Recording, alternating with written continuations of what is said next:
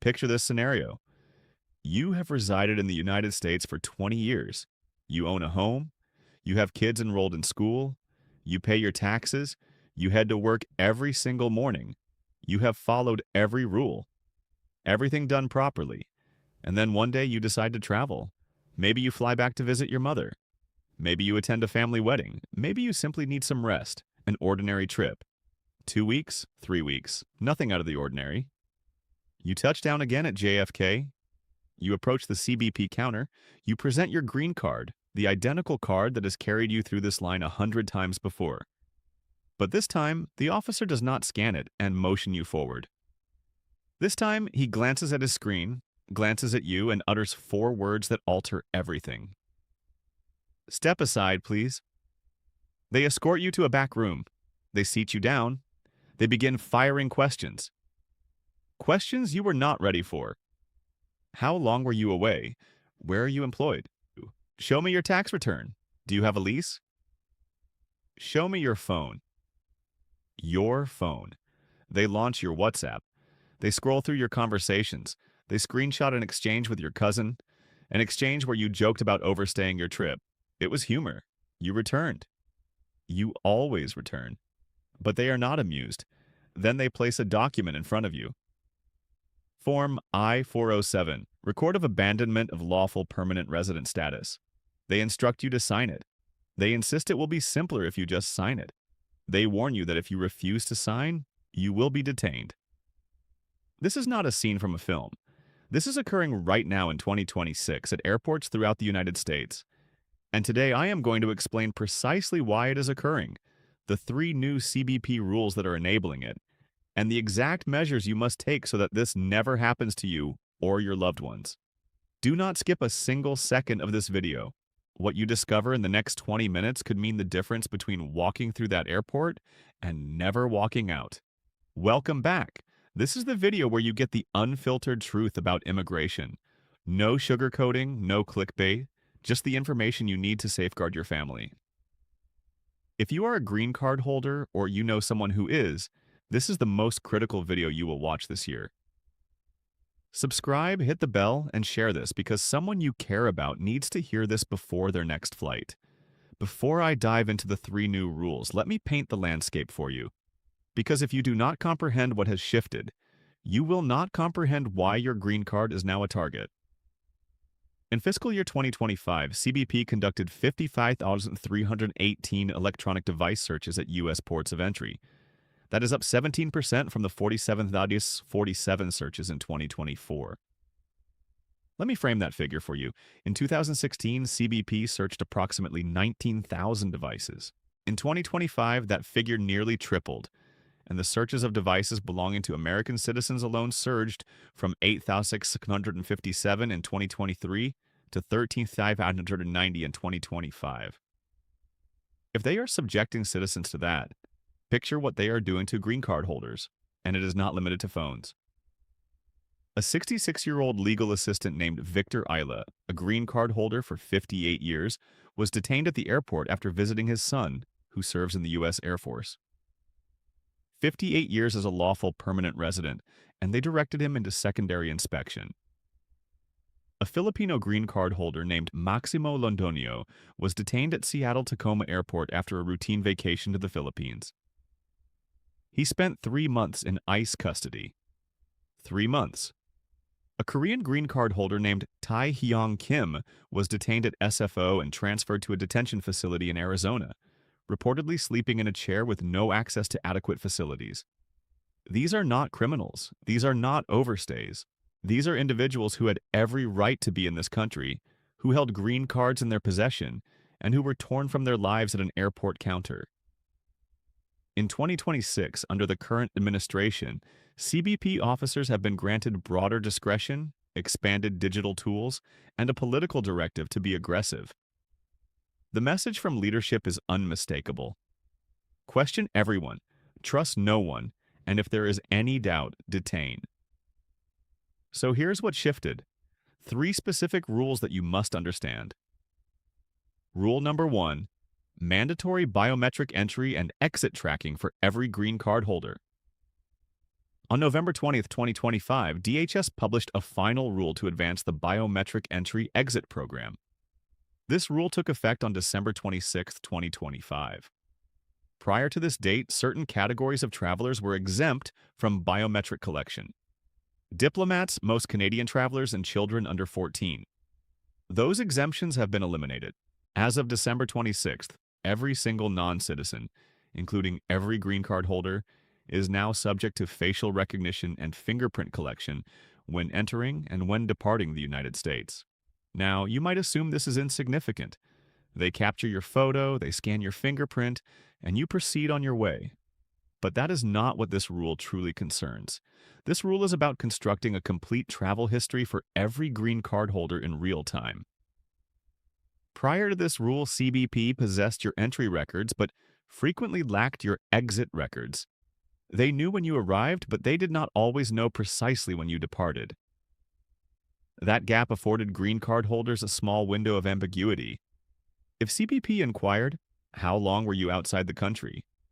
and you responded about 4 months, there was no immediate method to contradict you. That window is now sealed. With mandatory biometric exit, CBP knows the precise date and time you boarded that aircraft. They know the precise date and time you returned. They can calculate to the hour how long you were absent, and here is where it turns dangerous. If your absence exceeds 180 days, you are automatically subject to new immigrant inspection procedures under 8 U.S.C. 1101. That means CBP can treat you not as a returning resident, but as a new arrival. They can challenge the validity of your green card. They can commence abandonment proceedings. They can place Form I-407 before you and pressure you to relinquish your status. Prior to this rule, some of these cases slipped through the gaps because the data was incomplete. Now, every single day of your absence is tracked, recorded, and flagged. The system performs the calculation for the officer before you even reach the counter. What you need to do if you are a green card holder who travels frequently, obtain a re-entry permit, Form I-131, before any trip that might exceed 6 months. Keep your trips under 180 days whenever feasible. And if you must travel for longer, make absolutely certain you maintain robust ties to the United States, a lease, utility bills, tax filings, employment records. Carry physical copies of all of these documents with you every single time you fly. Rule number 2. CBP is now searching your phone, and they do not require a warrant to do it. Let me be exceptionally clear about something. Under current U.S. law, CBP possesses the legal authority to search any traveler's electronic device at any port of entry without a warrant and without probable cause. This is known as the border search exception, and it applies to citizens, green card holders, and visa holders equally. But what has shifted in 2026 is the scale, the technology, and the intent behind these searches. CBP now employs 2 primary forensic tools, Celebrite and Graykey. These are not officers casually browsing through your photo album. These are military-grade extraction devices that can pull every piece of data from your phone, deleted messages, cached files, app data, location history, encrypted conversations in minutes. The Electronic Frontier Foundation filed a brief with the Third Circuit in March 2026, arguing that these forensic searches are so invasive that they should require a warrant. That case remains pending, which means right now, today, CBP can do this lawfully. But it gets worse. On April 7th, 2026, just days ago, NPR and VPM reported that ICE has acknowledged using Paragon spyware, a tool capable of intercepting encrypted messages on applications like WhatsApp and Signal. While ICE and CBP are distinct agencies, they share data, they share systems, and they share the same Department of Homeland Security infrastructure. If ICE possesses Paragon, assume that the information ecosystem at the border has access to its outputs. Now, let me explain what CBP officers are specifically seeking when they search a green card holder's phone at the airport. They are seeking evidence of abandonment, messages that suggest you are residing abroad, photos geotagged in another country over extended periods, employment records outside the U.S. They are seeking evidence of unauthorized activity, conversations about working under the table, screenshots of cash payments, Anything that suggests immigration fraud. They are seeking social media posts, political commentary, anti-government statements, connections to flagged individuals, membership in certain groups. The New York Times reported in January 2026 that U.S. border agents now possess broad authority to examine a mobile phone, review comments made on social media, and inspect a laptop without a warrant. USA Today reported that the State Department has proposed requiring 5 years of social media history from certain visa applicants. And while that proposal targets visa applicants specifically, CBP officers are already utilizing social media as a screening tool at the border for everyone, including green card holders. Here is an actual scenario. A green card holder returns from a 3-week trip to Pakistan. During secondary inspection, a CBP officer requests to see his phone. On his WhatsApp, there was a group chat where someone shared a political meme criticizing U.S. foreign policy. The green card holder did not post it. Someone else in the group did, but the officer screenshots it, adds it to the file, and uses it as a basis for extended questioning. The man is held for 9 hours. His family has no idea where he is. He is eventually released, but with a notation in his CBP record that follows him for every future entry. This is the reality of 2026. What you need to do before every international trip? Audit your phone. Remove any conversations that could be misinterpreted. Log out of group chats that contain political content. Delete cached data. Better yet, travel with a clean phone, a separate device with no social media applications, no messaging history, and no sensitive files. If CBP requests to search your phone and you are a green card holder, understand this. You can refuse, but refusal may result in extended detention, seizure of your device, and heightened scrutiny. There is no perfect answer here, but going in prepared is better than going in uninformed. Rule number 3, CBP officers are aggressively pressuring green card holders to sign Form I-407, voluntarily surrendering their own status. This is the rule that alarms me the most because it is not a new law. It is not a new regulation. It is a new tactic and it is succeeding. Form I-407 is the record of abandonment of lawful permanent resident status. When you sign this form, you are voluntarily relinquishing your green card. You are telling the U.S. government, I no longer wish to be a permanent resident. Once you sign it, your green card is confiscated. Your status is terminated, and reversing it is extraordinarily difficult. Here is what is occurring in 2026.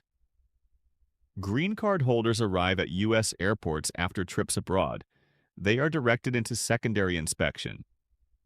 The CBP officer begins posing questions designed to construct a case for abandonment. How long were you absent? Where do you actually reside? Where do your children attend school? Do you file U.S. taxes? Where is your U.S. address? If the officer determines that there is reason to believe you may have abandoned your residency, they present Form I-407. And here's the critical part. They frame it as though signing is your best option. They say things like, this will make it simpler for you. They say, if you do not sign, you will be detained. They say you can always reapply later. They say this is just a formality. It is not a formality. It is the termination of your green card. What most people do not realize and what CBP officers do not disclose is this. You possess the absolute legal right to refuse to sign Form I-407. According to ALAA, the American Immigration Lawyers Association, if you refuse to sign, CBP must issue you a notice to appear before an immigration judge. And only that judge, not the CBP officer, possesses the legal authority to determine whether you have actually abandoned your residency. Let me repeat that because it might be the most important sentence in this entire video. Only an immigration judge can revoke your green card. Not a CBP officer, not an ICE agent, not anyone at the airport. If you sign I-407, you are performing their job for them. You are surrendering your status on a piece of paper. Reports have emerged of elderly green card holders, seniors in their 70s and 80s being pressured to sign I-407 after routine trips to visit family. These are individuals who may not fully comprehend what they are signing. Individuals who are intimidated by a uniformed officer in a back room. individuals who simply want to return to their families and will sign anything to end the ordeal. This is not enforcement. This is coercion dressed in a uniform.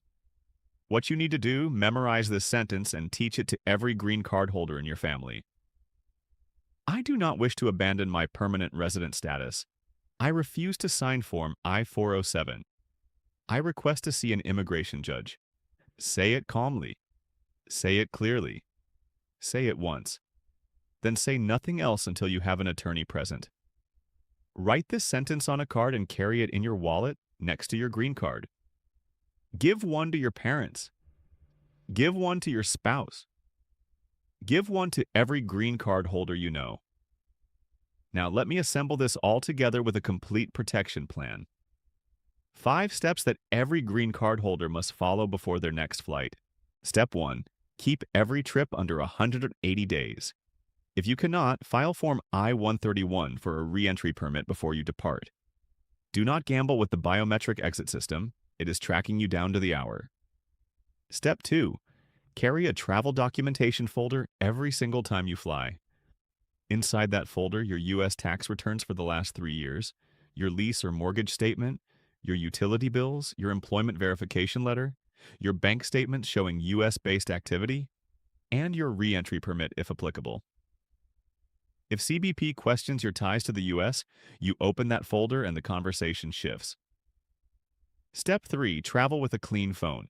No WhatsApp political group chats, no sensitive messages, no photos you would not want a federal officer examining. If CBP searches your device, the less they discover, the less they can use against you.